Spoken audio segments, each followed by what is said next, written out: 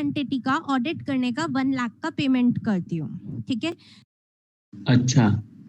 अच्छा समझ में आया जो भी पढ़ाया था? Yes ma'am. Yes ma'am. किसी को कोई भी डाउट हो तो आप लोग मुझसे डिस्कस कर लें। ठीक है, अगर आपको क्लास में किसी को हेजिटेशन होता है आप मुझे पर्सनली व्हाट्सएप पे मैसेज ड्रॉप कर सकते हैं, कॉल कर सकते हैं। प्लीज स्टार्टिंग से बोल रही हूँ, कोई हेजिटेशन मत रखना, क्योंकि स्टार्टिंग में आपका कोई भी पॉइंट वीक रह गया तो वो पूरी क्लास में आपको प्रॉब्लम करेगा। ठीक है, इसलिए ये मेरी हम्बल रिक्वेस्ट है आप सबसे कि आप लोग फ्रैंकली कोई भी डाउट हो तो मुझसे पूछ सकते हैं। ओके, कल के सेशन में किसी को कोई भी डाउट?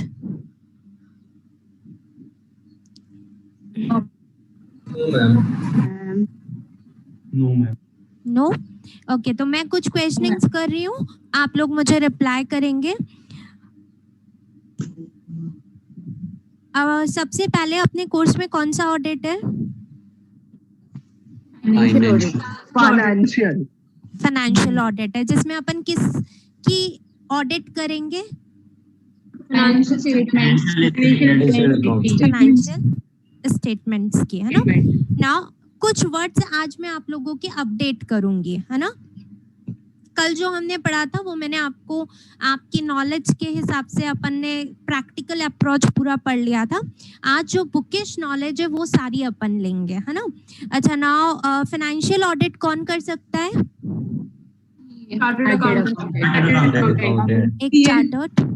एक चार्टर्ड अकाउंटेंट। ओके, नाउ क्या ओनली फाइनेंशियल स्टेटमेंट्स का ही ऑडिट होता है? No ma'am. Okay, now what is the end result of audit? Audit report. Audit report. Audit report में क्या करता है ऑडिटर? ओपिनियन देता है। Yes, ओपिनियन इशू करेगा। Now ये ओपिनियन किसके रिगार्डिंग होगा? फाइनेंशियल स्टेटमेंट रिगार्डिंग जिस चीज के ऑडिट करी उसने, लाइक फाइनेंशियल उसके रिगार्डिंग उसका ओपिनियन होगा। फाइनेंशियल स्टेटमेंट्स की मैंने आपको कितने टाइप्स की ओपिनियन बताई थी? 4 टाइप्स। ठीक है, ओके। नाउ आपके अकॉर्डिंग ऑडिट का कोई एडवांटेज भी है या नहीं है ऑडिट करवाने का? पेयर व्यू रिजल्ट आता है।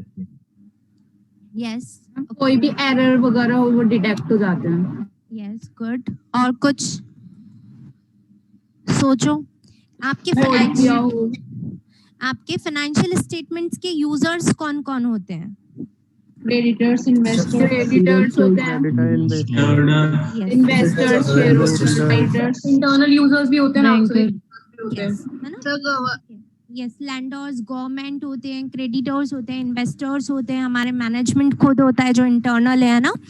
तो इस टाइप हमारे गवर्नमेंट होते हैं। तो ये सारे हमारे यूजर्स होते हैं। क्या इन यूजर्स को भी ऑडिटेड फाइनेंशियल स्टेटमेंट का कोई प्रॉफिट होने वाला है? Yes ma'am. एक्यूरेट पता चलता है ना क्या हो रहा है इस बिजनेस में। Yes, good, very good. Form a fair view about the business. अच्छा, अब मैं पूछती हूँ कि क्लैरिटी आ जाती है। गवर्नमेंट को क्या बेनिफिट होगा ऑडिटेड फाइनेंशियल स्टेटमेंट्स का?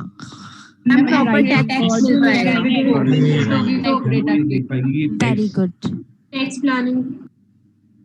टैक्स प्लानिंग तो अपन करेंगे।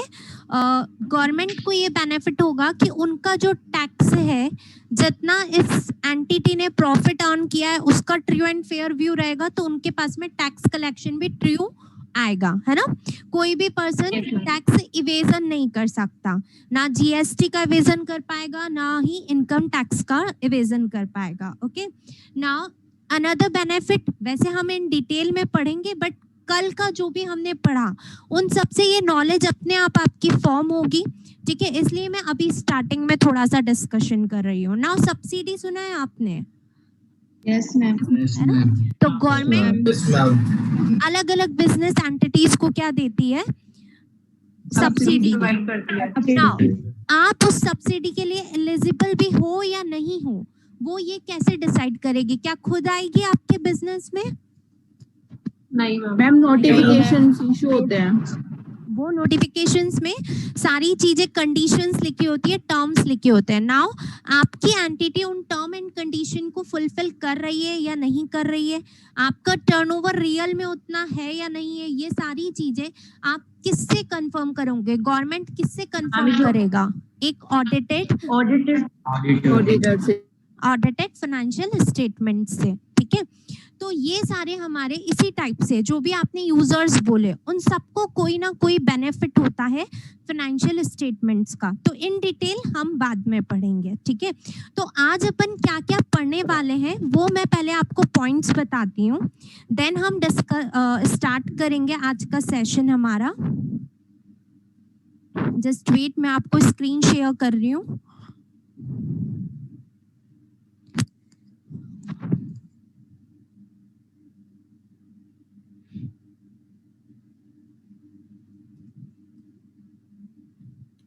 आज हम हमारा चैप्टर नंबर 1 स्टार्ट कर रहे हैं। अभी कोई भी नोट्स ओपन नहीं करेगा, ठीक है।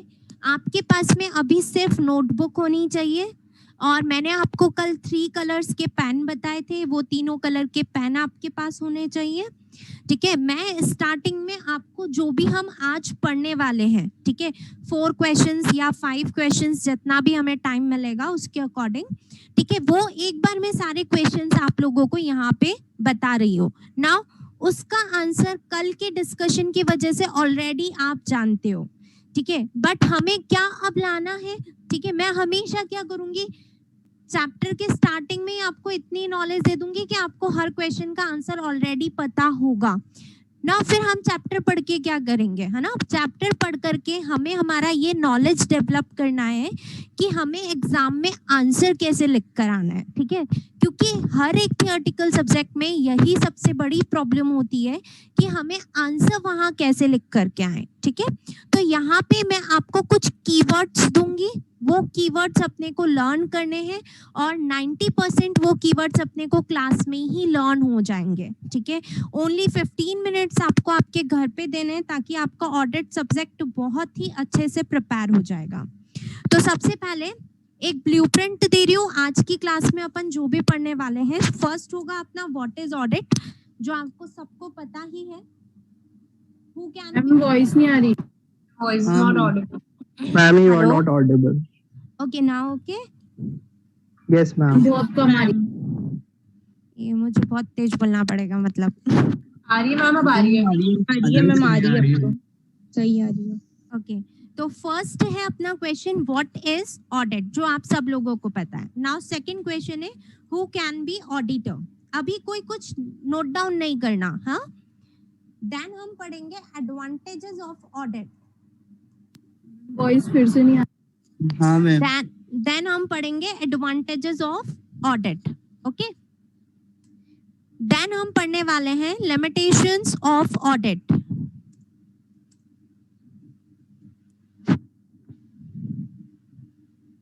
ठीक है। ये मेन 4 क्वेश्चंस हैं जो आज हम कवर करने वाले हैं, ठीक है। इनमें से ऑलमोस्ट आपका सारे ऊपर के 3 क्वेश्चंस तो आपको इजीली पता ही है कि इनका आंसर क्या होने वाला है, बट आपको लिखना कैसे है वो हम अभी सीखेंगे। तो स्टार्ट करते हैं हम। क्वेश्चन नंबर 1 हमारा व्हाट इज ऑडिट। आप लोग हेडिंग डालेंगे अपनी नोटबुक के अंदर, चैप्टर 1। कौन से पेन बताए थे आपने? क्या बोल रहे हो? मैम चैप्टर का नेम क्या है? चैप्टर का नेम है, मैं बोल रही हूँ, आप लोग लिखिए। हेडिंग डालेंगे chapter 1 nature and scope of audit. Nature and scope of audit,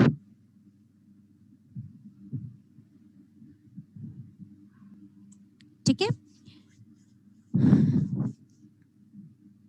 yes ma'am. Then question number 1 what is audit. अभी केवल क्वेश्चन डाल लो, मैं आंसर यहाँ पे लिख रही हूँ आपका। आप लोग कब लिखेंगे? जब मैं पूरा उसे समझा दूंगी, उसके बाद में मैं आपको 2 मिनट दूंगी, तब आप नोट डाउन कर लेना, ठीक है। पहले मैं आप लोगों को इसका आंसर बता रही हूँ।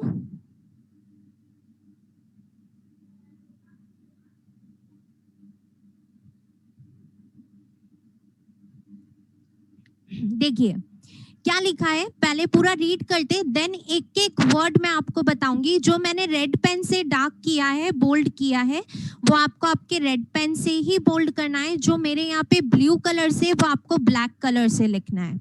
ओके, बाकी नॉर्मली आपको ब्लू पेन यूज में लेना ही है। नाउ ये वर्ड्स मैंने क्यों लिखे हैं रेड और ब्लैक से, क्योंकि आपको ये वर्ड्स लर्न होना कंपलसरी है। ठीक है, ऑडिट बहुत ही इजी सब्जेक्ट है, प्रैक्टिकल अप्रोच ओरिएंटेड है।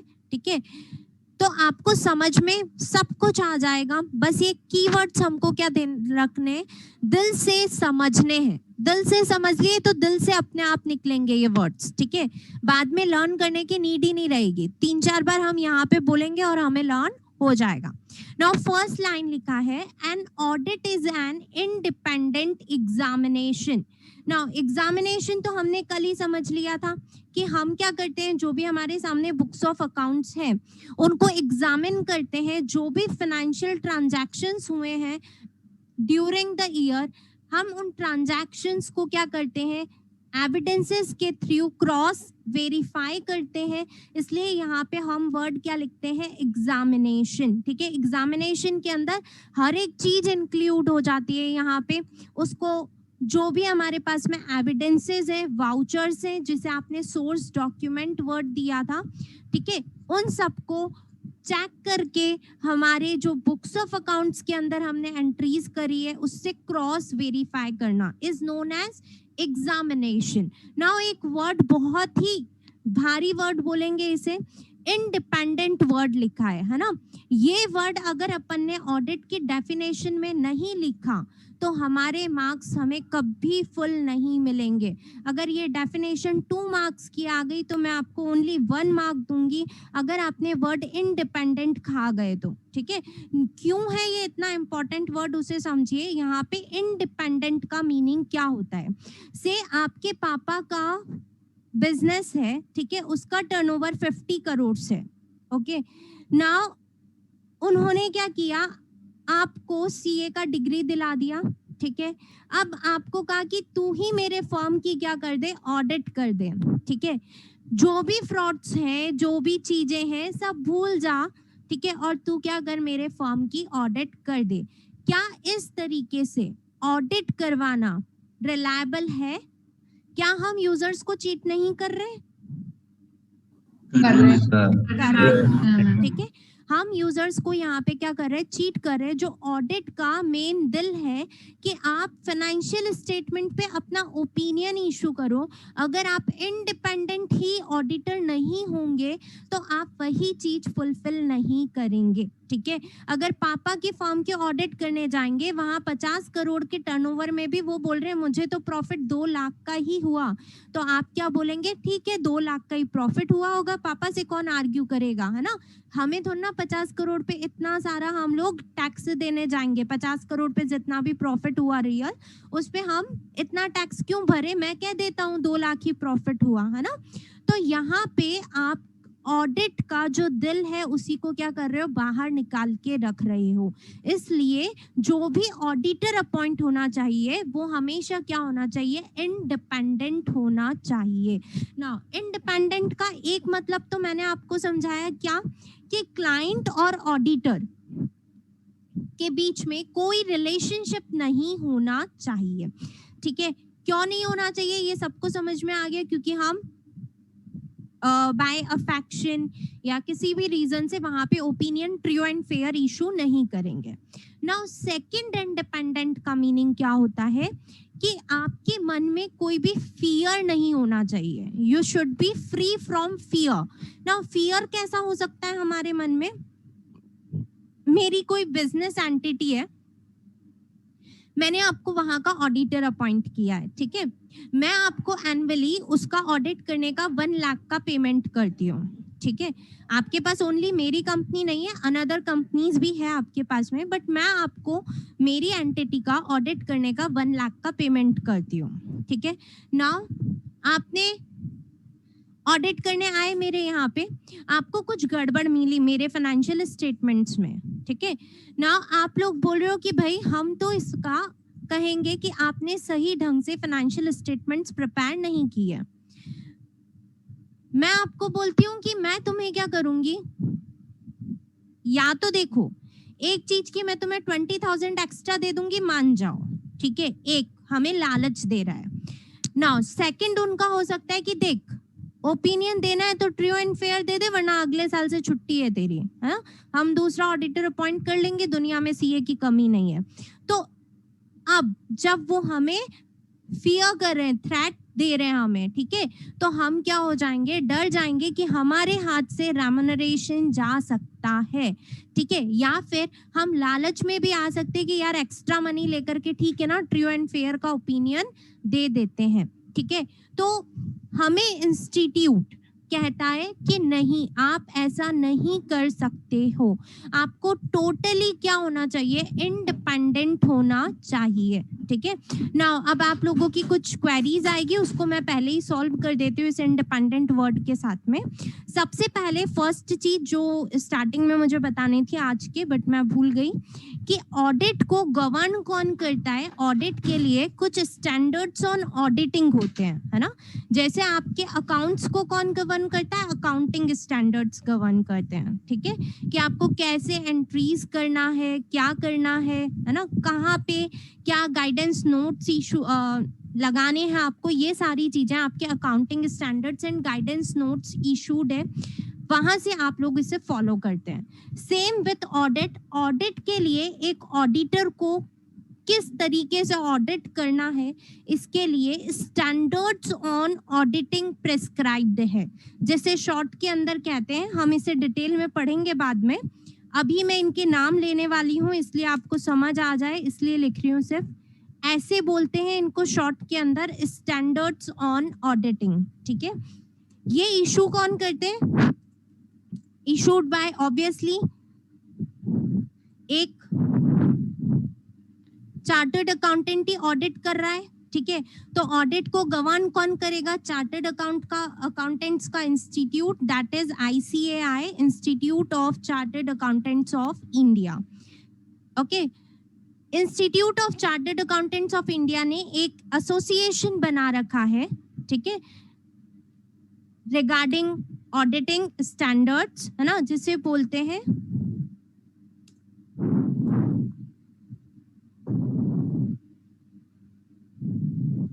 International auditing and assurance standards board, है ना।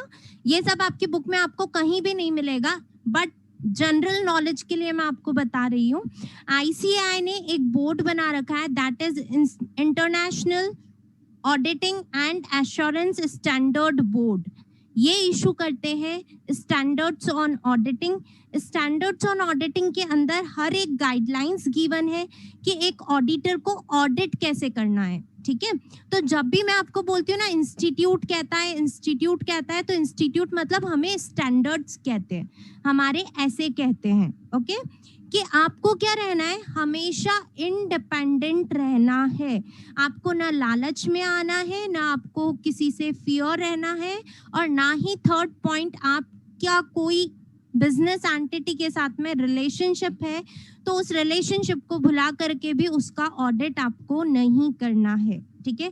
कौन कौन से रिलेशंस हैं जो जिनका हम ऑडिट नहीं कर सकते, ये सब हमें इंस्टीट्यूट ने प्रेस्क्राइब्ड किया हुआ है, वो सारे हमारा कोर्स में नहीं है, इसलिए हम उस पर इतना ज्यादा डिस्कशन नहीं करेंगे। क्लियर हुआ इंडिपेंडेंट का meaning? Yes ma'am. Ma'am yes ma'am. Okay, क्या क्या 3 पॉइंट से इंडिपेंडेंट मतलब? एक तो फियर में नहीं करना अपन को, और रिलेशन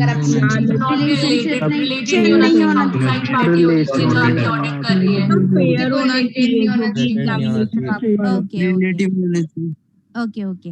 अच्छा, अब आप लोग बोलोगे कि मैडम अगर मान लो मैंने पापा की कंपनी का ऑडिट भी कर दिया तो क्या फर्क पड़ेगा, कैसे पता चलेगा इंस्टीट्यूट को, ठीक है।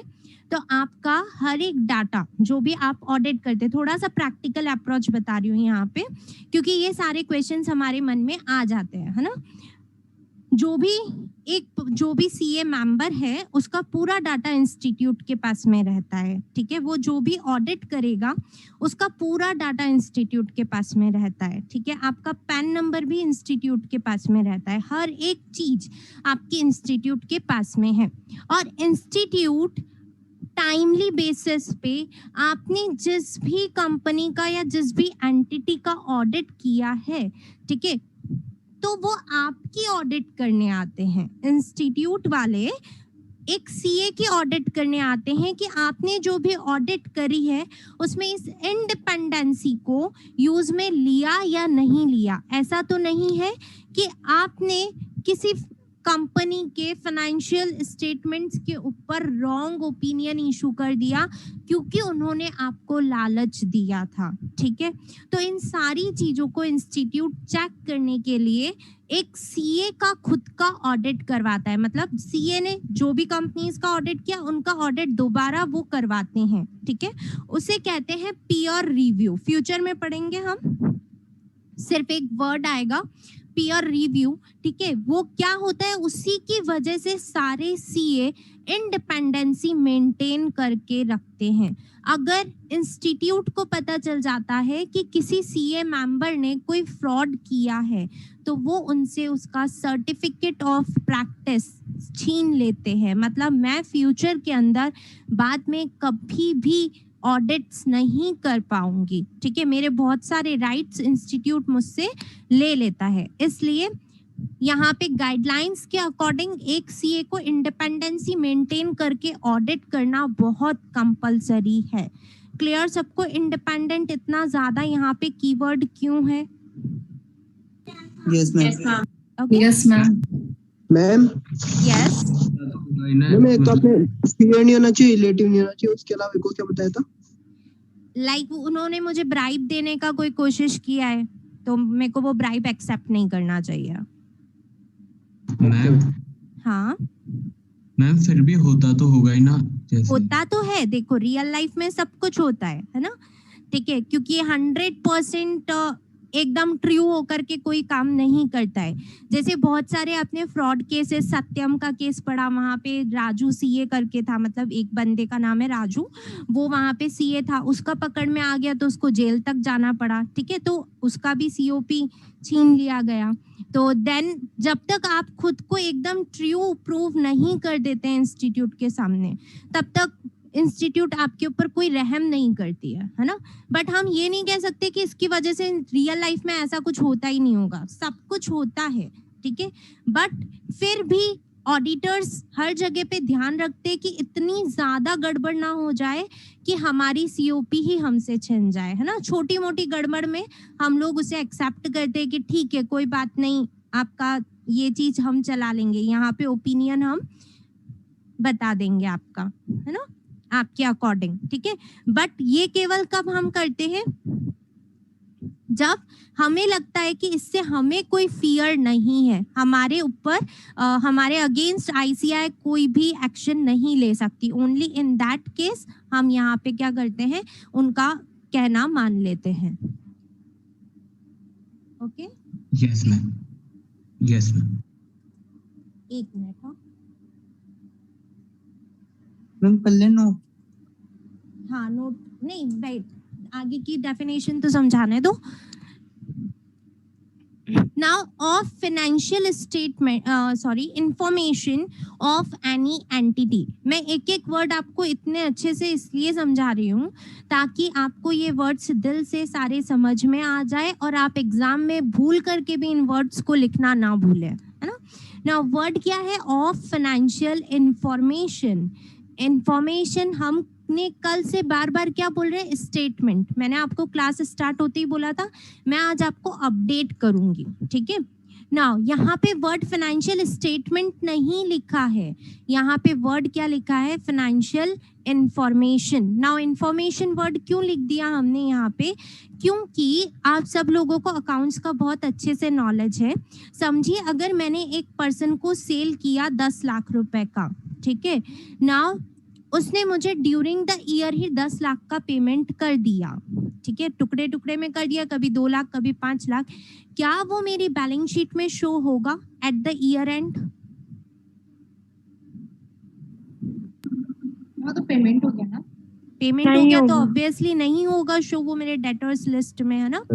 ठीक है, तो अगर ऑडिटर के ऊपर सिर्फ रिस्पॉन्सिबिलिटी डाली जाती कि आप फाइनेंशियल स्टेटमेंट्स को चेक करें, यानी कि वो क्या बोलता कि बैलेंस शीट में जो क्लोजिंग बैलेंसेस आ रहे हैं मैं तो केवल उन्हीं की चेकिंग करूंगा, ठीक है, ड्यूरिंग द ईयर ये जो सारा आप लोगों ने ट्रांजैक्शन किया मेरे को कोई मतलब नहीं है, तो वहां पे गड़बड़ होती या नहीं होती, क्लाइंट्स के पास में कितना सारा गड़बड़ करने का स्कोप बढ़ जाता। इसलिए यहाँ पे वर्ड फाइनेंशियल इंफॉर्मेशन है। ऑडिटर का ड्यूटी है कि आप केवल स्टेटमेंट्स को चेक मत करो, जो क्लोजिंग बैलेंसेस बैलेंस शीट में आ रहे केवल उनको चेक मत करो, आपको होल ईयर के ट्रांजैक्शंस को चेक करना है, ठीक है। जितना भी पर्सन को सेल हुआ, पैसा वापस आया, पैसा गया, डेबिट नोट इश्यूज हुए, क्रेडिट नोट इशूड हुए, आपको हर एक ट्रांजैक्शन की चेकिंग करनी होती है। आप केवल ये चेक नहीं करेंगे कि केवल क्लोजिंग बैलेंसेस उठा करके मैंने चेक कर लिए। क्लियर सबको, यस मैम। है ना। Yes ma'am. इसलिए यहाँ पे क्या वर्ड लिखा है हमने, ऑफ फाइनेंशियल इंफॉर्मेशन। इंफॉर्मेशन का मतलब होता है ट्रांजैक्शंस एंड इवेंट्स। अच्छा, सबको पता है क्या होता है ट्रांजैक्शंस और क्या होते हैं इवेंट्स? जो डे टू डे होते हैं वो ट्रांजैक्शन होते हैं। हाँ यस, नो मैम, जो हाँ हाँ बोलो, हेलो। मैम इवेंट्स तो होता है और उनको रिकॉर्ड करना ट्रांजैक्शन। नो, ट्रांजैक्शंस, अच्छा चलो, ट्रांजैक्शन एंड रिजल्ट होता है इवेंट के। events are the result of transactions, okay। transactions क्या होते हैं? बिजनेस के अंदर दो पर्सन के बीच में जो भी एक्सचेंज हो रहा है, जो भी ट्रांजैक्शन हो रहा है, लाइक सेल का, लाइक परचेज का, कि आप दोनों एक दूसरे को कोई ना कोई कंसिडरेशन देंगे, है ना, इन मनी फॉर्म, उसे हम कहते हैं ट्रांजैक्शन। नाउ इवेंट्स क्या होते हैं? Events are the result of transactions. से मैंने 5000 टीवी परचेज किया, ओके, और 3000 टीवी मैंने सेल कर दिया, तो नाउ इन ट्रांजैक्शंस का एंड रिजल्ट मेरे पास में क्या आता है? मेरे पास में एंड रिजल्ट आता है कि मेरे पास में 2000 टीवी का एंड क्लोजिंग स्टॉक रह गया, ठीक है। तो closing stock is actually event. क्या कोई ट्रांजैक्शन है closing stock? No ma'am. Transaction है ही नहीं, है ना, क्योंकि वहां पे कोई दो पर्सन इन्वॉल्व नहीं है, वहां पे कुछ भी आपके पास से एक्सचेंज नहीं हो रहा है। ये क्या हो रहा है? ट्रांजैक्शंस का रिजल्ट है। नाउ प्रॉफिट जो होता है, प्रॉफिट क्या है? कोई ट्रांजैक्शन है या कोई इवेंट होगा? इवेंट होगा, है ना। क्यों? क्योंकि बहुत सारे इनकम्स और एक्सपेंसेस को हमने सेट ऑफ करने के बाद में हमारे पास में प्रॉफिट या लॉस फाइंड आउट होता है ना। तो events are the result of transactions, और एक ऑडिटर का ड्यूटी है कि वो ट्रांजैक्शंस एंड इवेंट्स दोनों की ही चेकिंग करे। इसलिए यहाँ पे वर्ड मैंने ट्रांजैक्शन भी नहीं लिखा है, यहाँ पे क्या वर्ड लिखा है मैंने? Financial information. क्लियर? ये वर्ड्स भी क्लियर सबको? Yes ma'am. नाउ मैं आगे बढ़ती हूँ। ऑफ एनी एंटिटी, वर्ड क्या है यहाँ पे? Any entity. ऑडिट कभी भी बाउंड नहीं है कि आपको सिर्फ सोल प्रोप्राइटर का ऑडिट करना है या फिर कंपनी का करना है या फिर एचयूएफ का करना है, ठीक है।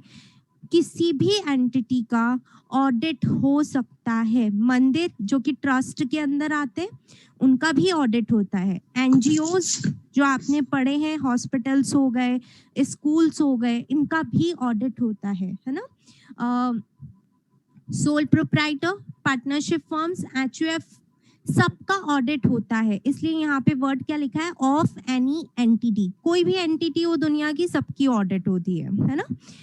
Now irrespective of its size और लीगल फॉर्म, ठीक है। नाउ यहाँ पे क्या बोल रहे हैं कि हमें साइज से भी कोई मतलब नहीं है कि आप स्मॉल साइज हो या मीडियम साइज फर्म हो या फिर बिग साइज फर्म हो। आप ऑडिट करवाना चाहते हैं, आप ऑडिट करवा सकते हैं, चाहे आपके 2 रुपए का भी टर्नओवर क्यों ना हो, ठीक है। आपका लीगल फॉर्म कोई भी हो, आप चाहे कंपनी है, चाहे आप कुछ भी किसी भी नेम से रजिस्टर्ड है, आप ऑडिट करवाना चाहते हैं तो आप ऑडिट करवा सकते हैं, ठीक है। क्लियर? ये इररेस्पेक्टिव ऑफ इट्स साइज और legal form. Yes, ma'am. Now next line, weather profit oriented और नॉट, ठीक है। आपकी कंपनी प्रॉफिट ओरिएंटेड है, यानी आपने सेक्शन 25 कंपनीज पढ़ी, सेक्शन 8 कंपनीज नाउ इन 2013 में सेक्शन 8 कंपनीज पढ़ी है। उसमें क्या होता है, उनका क्या मेन पर्पस होता है, प्रॉफिट अचीव करना। तो क्या सोशल वेलफेयर होता है उनका मेन पर्पस। तो क्या हम उनके ऑडिट नहीं करेंगे? क्या करना चाहिए? ठीक है, उनका भी क्या होता है, ऑडिट होता है। वो प्रॉफिट ओरिएंटेड फर्म्स नहीं है, फिर भी उनका ऑडिट होगा। एक सोल प्रोप्राइटर प्रॉफिट ओरिएंटेड होता है, एक नॉर्मल कंपनी जो बिजनेस में इन्वॉल्व है वो प्रॉफिट ओरिएंटेड होती है, तो भी उनका ऑडिट होता है। इसलिए नेक्स्ट लाइन यहाँ पे लिखी है कि आपकी एंटिटी प्रॉफिट ओरिएंटेड है या नहीं है, उससे कोई मतलब नहीं है, आपकी कंपनी का ऑडिट होगा। ठीक है, हो सकता है, नॉट होगा, हो सकता है। Now, when such an examination is conducted with a view to express an opinion thereon. Now, ये जो एग्जामिनेशन हमने पढ़ा है कि ये एग्जामिनेशन जो भी हम कर रहे हैं बुक्स ऑफ अकाउंट्स का, ये किस पर्पस के साथ में हम कर रहे हैं? To express an opinion thereon. Opinion thereon मतलब फाइनेंशियल इंफॉर्मेशन के ऊपर हमें ओपिनियन इशू करना है। क्लियर पूरी 5 लाइन्स? लीगल फॉर्म का मतलब बता।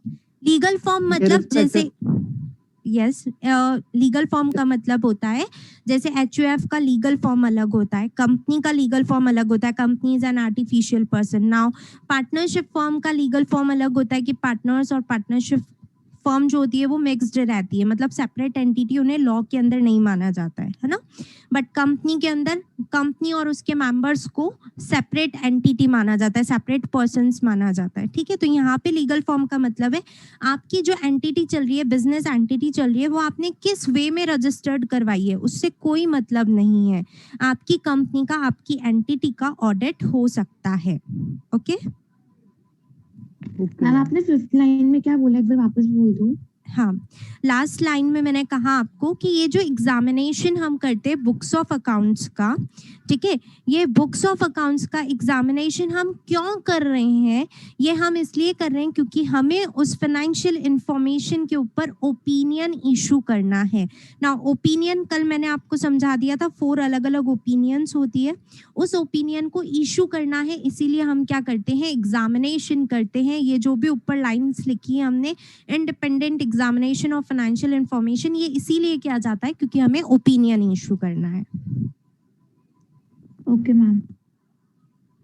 ओके, क्लियर 5 लाइन सबको? Yes, Yes, ma'am. अच्छा, Yes, ma'am. तो अब लास्ट 2 मिनट और सुनो इसी के मैटर पे, फिर आप लोग नोट डाउन करना। इसमें क्या लिखा है, इररेस्पेक्टिव ऑफ इट्स साइज, है ना, मतलब मैंडेटरी नहीं है ऑडिट करवाना हर एक बंदे को, ठीक है, बट अलग अलग एक्ट्स होते हैं। जैसे इनकम टैक्स एक्ट पढ़ लिया आपने, इनकम टैक्स एक्ट के अंदर टैक्स ऑडिट का सेक्शन पढ़ा आप लोगों ने अभी तक? No ma'am. नहीं ma'am. ओके, कोई बात नहीं। टैक्स ऑडिट का जब आप लोग सेक्शन पढ़ेंगे तो वहां पे एक लिमिट पढ़ेंगे कि 2 करोड़ से अबव टर्नओवर जिस भी सोल प्रोप्राइटर या पार्टनरशिप फर्म का है, उसे ऑडिट करवाना मैंडेटरी है। ठीक है, उसके ऊपर तो क्या हो गई, इनकम टैक्स एक्ट ने एक ड्यूटी डाल दी है, वो साइज के अकॉर्डिंग ड्यूटी डाल दी, वो साइज के अकॉर्डिंग कि 2 करोड़ का टर्नओवर होगा तभी ऑडिट करवाना, बाकी जरूरी नहीं है। ठीक है, बट इससे नीचे वाले लोग जो है जिनका टर्नओवर 1.5 करोड़ का है, 1 करोड़ का है, 50 लाख का है, क्या वो ऑडिट करवाना चाहते हैं तो भी नहीं करवा सकते हैं क्या? ऐसा नहीं करवा सकते हैं। ऑप्शन बस ऑप्शनल कर दिया। वो ऑप्शनल, वो उन्होंने 2 लाख करोड़ से ऊपर वालों के लिए तो मैंडेटरी ही कर दिया है कि करवाना ही पड़ेगा और कोई ऑप्शन नहीं है। ठीक है, बाकी जो नीचे वाले लोग हैं उनको उन्होंने ऑप्शनल रखा है कि आपकी इच्छा है तो करवा लो। नाउ वो लोग क्यों करवाएंगे ऑडिट, ऑडिटर को पैसा क्यों देंगे? क्योंकि हमें ऑडिट के बहुत सारे एडवांटेजेस होते हैं। उन एडवांटेजेस को गेन करने के लिए जो लोअर देन 2 करोड़ के टर्नओवर वाले एंटिटीज है वो अपनी बुक्स ऑफ अकाउंट्स का क्या करवाते हैं, ऑडिट करवाते हैं। इसलिए यहाँ पे ये वर्ड लिखे हैं इर्रेस्पेक्टिव ऑफ इट्स साइज। आप यहाँ पे किसी एक्ट को लेकर के मीनिंग कभी मत निकालना कि मैम एक्ट ने तो कहा है ना 2 करोड़, 2 करोड़ कहा है, उनके लिए मैंडेटरी कहा है, नीचे वालों को मना भी नहीं किया है कि ऑडिट नहीं करवा सकते। Okay, yes ma'am. डन, ठीक है। चलिए Yes, अब आप ma'am. लोग इसे नोट डाउन कीजिए। मैम एक बार बता दीजिए ना कि कौन से पेन से कौन सा वाला लिखना है। ये देखिए, ये जो मैंने ब्लैक से लिखा है वो आप ब्लू से लिखेंगे, नॉर्मल पेन आपका ब्लू चलेगा। देन इंडिपेंडेंट जो रेड से लिखा है इसको या तो अंडरलाइन कर लो रेड पेन से, और जो ब्लू से लिखा है इसको ब्लैक से अंडरलाइन कर लो।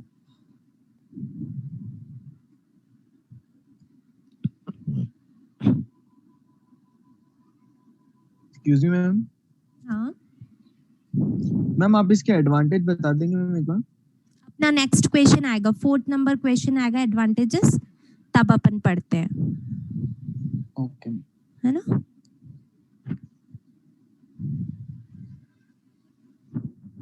ये डेफिनेशन सबको लर्न होनी चाहिए, कल मैं नेम लेकर के किसी से भी पूछ सकती हूँ, है ना। बहुत ही सिंपल है।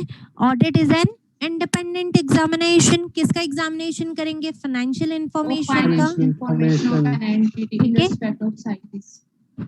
किसी भी एंटिटी का कर सकते हैं ना। एंटिटी क्या डिपेंडेंट है क्या साइज और लीगल फॉर्म के अकॉर्डिंग? No ma'am. इसलिए यहाँ पे वर्ड दिया है इर्रेस्पेक्टिव ऑफ इट्स साइज और लीगल फॉर्म। नाउ क्या अगर वो प्रॉफिट ओरिएंटेड होगी तो ही ऑडिट करने जाना है क्या? No ma'am. तो नेक्स्ट लाइन आ गई, वेदर प्रॉफिट ओरिएंटेड और नॉट।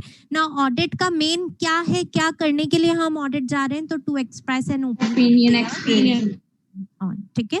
तो बहुत ही इजीली, अब मैंने इतना इन डेप्थ आपको पढ़ाई है, आधा घंटा ऑडिट की डेफिनेशन, तो आपको इजीली लर्न हो जाएगी ये। हो गया नोट डाउन? Yes ma'am. चलो यस मैम। रीजॉइन कर लो एक बार।